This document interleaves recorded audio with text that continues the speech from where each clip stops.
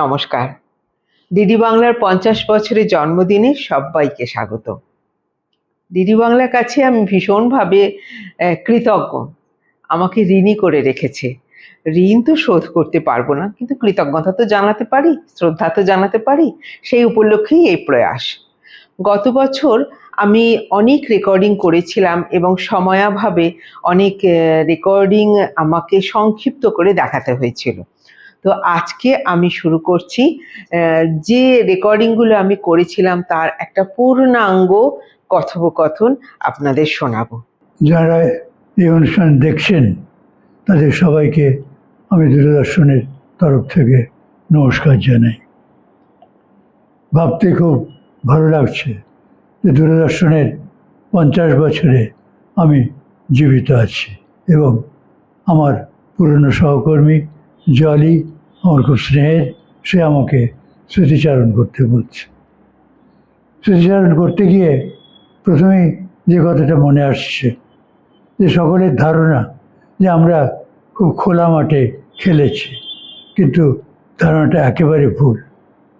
আমরা যখন শুরু করি তখন বিরাট একটা প্রতিদ্বন্দ্বিতার মধ্যে আমাদের সূত্রপাত করতে হয়েছে, কেননা তখন চলচ্চিত্র জগতে মহিরু সবাই কাজ করছেন, স্বয়ং সত্যজিৎ রায়, ঋত্বিক ঘটক, তপন সিনহা এবং মৃণাল সেনের মতো পরিচালক। নাটকের জগতে স্বয়ং শম্ভু, উৎপল দত্ত, অজিতেশ বন্দ্যোপাধ্যায়। আর সংবাদপত্র বাংলা এবং ইংরেজি প্রতিটি সংবাদপত্র তখন খুবই চৌখসভাবে তাদের কাজ করছে।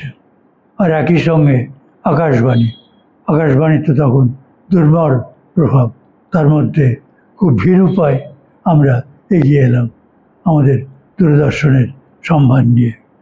এবং যেদিন শুরু হলো 9 আগস্ট, তার পরের দিনই ট্রান্সমিশন ওয়াশ আউট করে গেল, মানে কোনো অনুষ্ঠান নেই।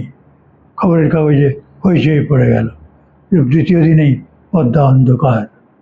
তো আমাদের প্রথম যিনি ডিরেক্টর জেনারেল ছিলেন পিভি কৃষ্ণমূর্তি, তিনি দিল্লি থেকে ছুটে এলেন। তিনি বললেন, তোমরা একেবারে ঘাবড়াবে না, আমরা কালকে আবার ঠিক ডট সময় আরম্ভ করব। আমাকে বললেন, তুমি মেকআপ করে তৈরি হয়ে থাকো, যদি ঠিক সময়ের মধ্যে আমরা ট্রান্সমিটারের সঙ্গে কেন্দ্রের যোগাযোগ না করতে পারি তাহলে আমাদের তখন মাত্র 2 ঘন্টা ট্রান্সমিশন, তুমি 2 ঘন্টা নাটক করে কথা বলে চালিয়ে নেবে। তো যাই হোক, ঠিক সময় তো আরম্ভ হলো, কিন্তু আমাকে 2 ঘন্টা টানতে হলো না, তার কারণ লাইন থ্রু হয়ে গেছে। কিন্তু আমাকে ওরা বললেন, আমাদের ডিরেক্টর জেনারেল বললেন যে তুমি যেহেতু সকাল থেকে তৈরি হয়ে আছো, তুমি আজকে প্রথম অ্যানাউন্সমেন্টটা এখান থেকে করে দাও। আমি তখন প্রডিউসার হিসেবে কাজ করছি। তো সেদিন ঠিক হলো, হঠাৎ জানা গেল যে বুধবার একটা অনুষ্ঠান আছে, চিঠিপত্রের উত্তর।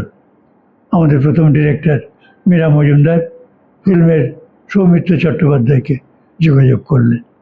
তিনি বললেন, আমি পারবো না, আমার একটা থিয়েটার আছে।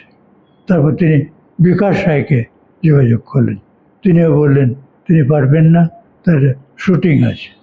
তারপরে নির্মল কুমার, তিনিও বললেন তিনি সেদিন পারছেন না, কিন্তু পরের সপ্তাহ থেকে সবাই পারবেন। তখন মীরাদি বললেন যে একটা সপ্তাহ তাহলে তুমি করে দাও, এমন আমাকে ছেড়ে দিন। তোরা বললেন না, তুমি একটা দিন করে দাও। তো আমি তো এডিট করছি, হঠাৎ দেখি এডিটিং রুমে আমাদের অ্যাসিস্ট্যান্ট ডিরেক্টর শিপ্রা রায় আর আমাদের ডিরেক্টর মীরা মজুমদার এসে হাজির।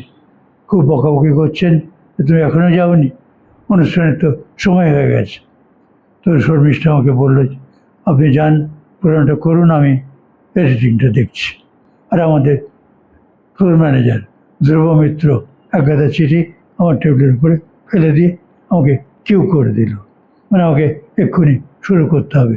আমি কোনো চিঠি পড়িনি, সম্পূর্ণ অপ্রস্তুত, অনুষ্ঠান করবার মতো পোশাক পরে আসিনি, মেকআপ নেই, আমি শুরু করলাম। শেষ হলো, বেরিয়ে দেখছি স্টুডিওর বাইরে মীরাদি আর শিপ্রাদি দাঁড়িয়ে আছেন। তারা বললেন, তোমাকে আজ ছাড়া হবে না, তোমাকে এখন কিছুদিন করতে হবে। সত্যি আজ ছাড়া পাইনি, টানা 10 বছর আনন্দের সঙ্গে করে গেছিলাম। আমার অনেক মজার মজার অভিজ্ঞতা, তার মধ্যে একটা অভিজ্ঞতা খুব স্মরণীয়। তা হচ্ছে 1978 সালের বন্যা। তখন আমি দর্শকের দরবারে লাইভ করতাম। লাইভ দর্শকের দরবারে করতে গিয়ে বলছি যে আজ তো এখন খুব বৃষ্টি হচ্ছে, আপনারা নিশ্চয়ই খিচুড়ি আর বেগুন ভাজা খেতে খেতে আমার অনুষ্ঠান দেখছেন। ওর একটু মজা করলাম। আমি তো জানি না তার পরের দিন সকালে উঠে কি খবর পাবো। তার পরের দিন সকালে উঠে জানলাম যে সারা রাত বৃষ্টি হয়েছে, নানা জায়গায় বাঁধ ভেঙে গেছে, সারা পশ্চিমবঙ্গ ভাসছে। এবং খবরের কাগজে প্রথম পৃষ্ঠায় খবর যে যখন এরকম দুর্গতি, তখন পঙ্কজবাবু টেলিভিশনের পর্দায় মজা করছেন। তারপরের দিন আমি মিরাদিকে গিয়ে বললাম, মিরাদি আমি তো খুব লজ্জায় পড়ে গেলাম। মিরাদি বললাম তাহলে কী করবে? আমি এখন কিছুদিন শুধু বন্যা নিয়ে প্রোগ্রাম করব বলে আমি বেরিয়ে পড়লাম ক্যামেরাম্যানদের নিয়ে। এক এক দিন এক এক দিকে, কোনো দিন বীরভূম, তো কোনো দিন মেদিনীপুর, এরমভাবে ছুটছি ক্যামেরাম্যানদের নিয়ে। দূরদর্শনে কাজ করাটাই একটা আশ্চর্য অভিজ্ঞতা বলে আমার মনে হয়। প্রতিটি দিনই নতুন অভিজ্ঞতা। এই 9ই আগস্ট আমাদের জন্মদিন আমাদের সাধারণ দর্শকরা খুব উপভোগ করতেন। তার কারণ তারা আমাদের আপন করে নিয়েছিলেন। তারা 9ই আগস্ট আমাদের কেন্দ্রে আসতেন, কেউ হাতে তৈরি কেক নিয়ে, কেউ হয়তো ফুল নিয়ে, কেউ আসতেন মালা নিয়ে আমাদের অভিনন্দন জানাতে। শুধু আমি নই, আমরা যারা একসঙ্গে কাজ করেছি, আমরা মনে হয় কেউ সেই আনন্দের স্মৃতি বলতে পারবো না। আমাদের কাজ আমরা করতে করতে কাজ শিখছিলাম। আমাদের অনেক ভুল ত্রুটি ঘটতো, কিন্তু আপনারা আমাদের ক্ষমা করে দিতেন। এবং আমাদের অনুষ্ঠানের মাঝে মাঝে ক্যাপশন যেত, অনুষ্ঠান প্রচারে বিঘ্ন ঘটায় দুঃখিত। এটা নিয়ে আপনারা খুব হাসাহাসি করতেন। এই বিষয়টা নিয়ে একটা অনুষ্ঠান করেছিলাম দূরদর্শনে, তার নাম দিয়েছিলাম টিভি বেটি, অর্থাৎ টিভিটাকে উল্টো করে দিলে ভিটি হয়। প্রথম বছর যখন আমাদের প্রথম বার্ষিকী পালিত হয়, তখন স্টুডিওতে বহু দর্শক আমন্ত্রিত হয়ে এসেছিলেন।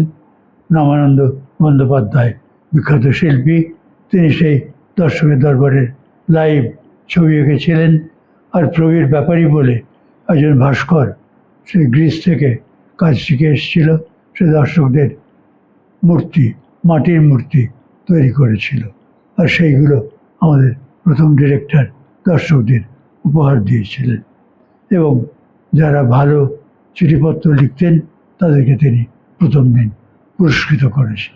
আপনারা আজকে প্রথম দিনের যারা দর্শক এখন এই অনুষ্ঠান দেখছেন এই জলি টেলিভিশনে, তাদেরকে আমি আমার ভালোবাসা জানাই এবং আশা করব আমরা যখন পৃথিবীতে থাকবো না তখনও আপনারা দূরদর্শনের অনুষ্ঠান দেখবেন এবং আনন্দ পাবেন।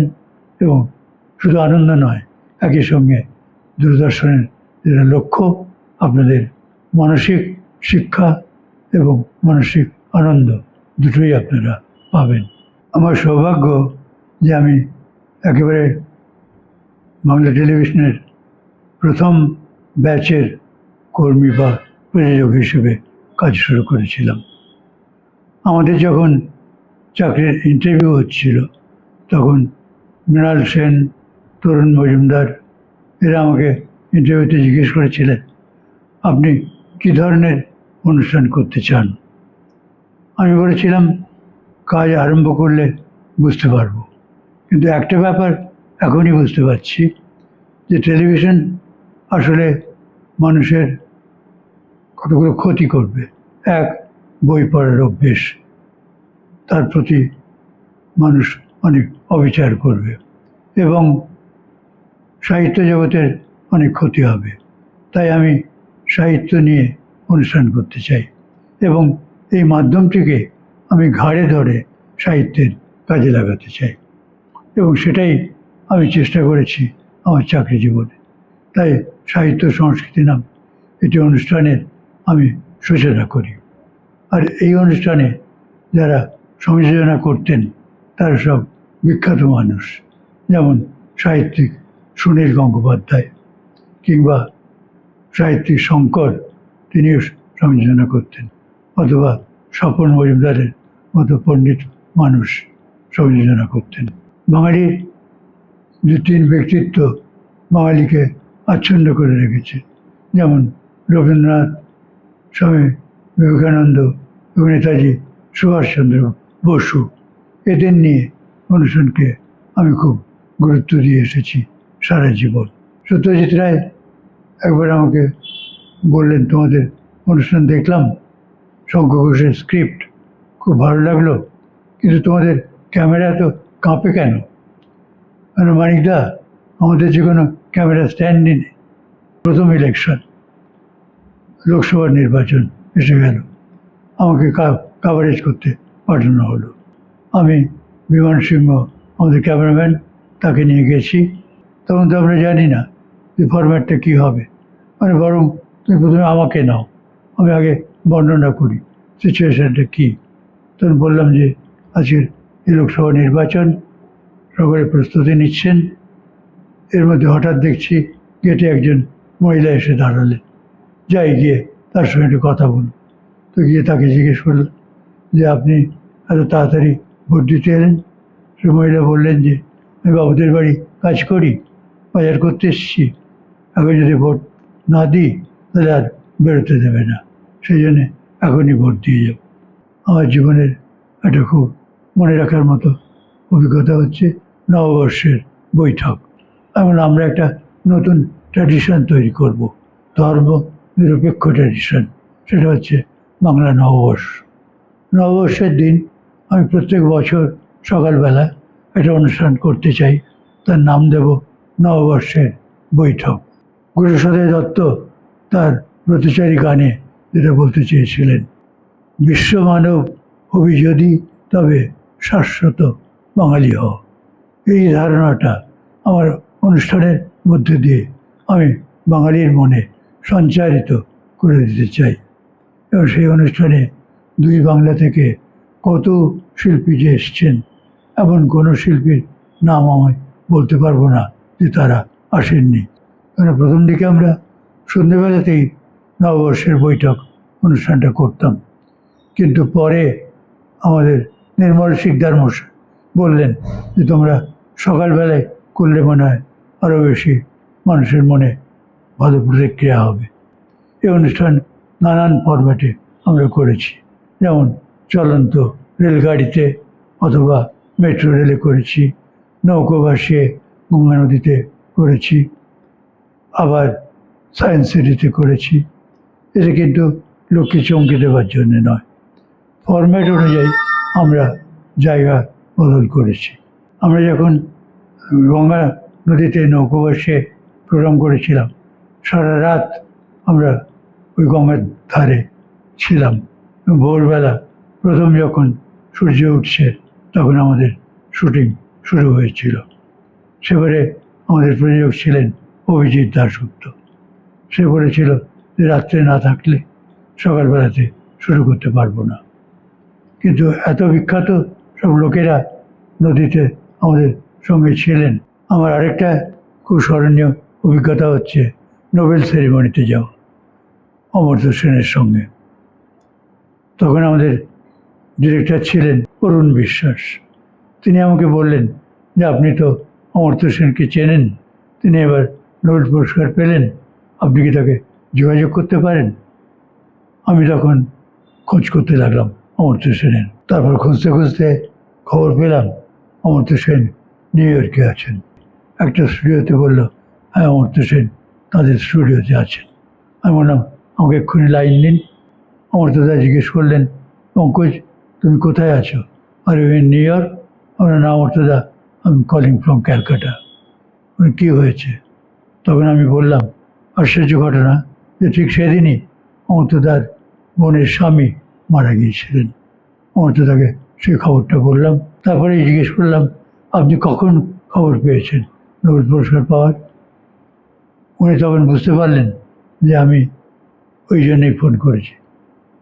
তখন উনি বললেন যে সকালবেলা হঠাৎ টেলিফোন পেলাম, তারপর আমার সমস্ত ঘটনা বললেন।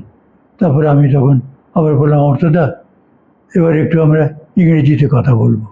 তখন অর্থদা বললেন, are you recording? My goodness. আমরা হ্যাঁ নিশ্চয়ই রেকর্ডিং করছি। তখন আমরা ওকে কন্টিনিউ।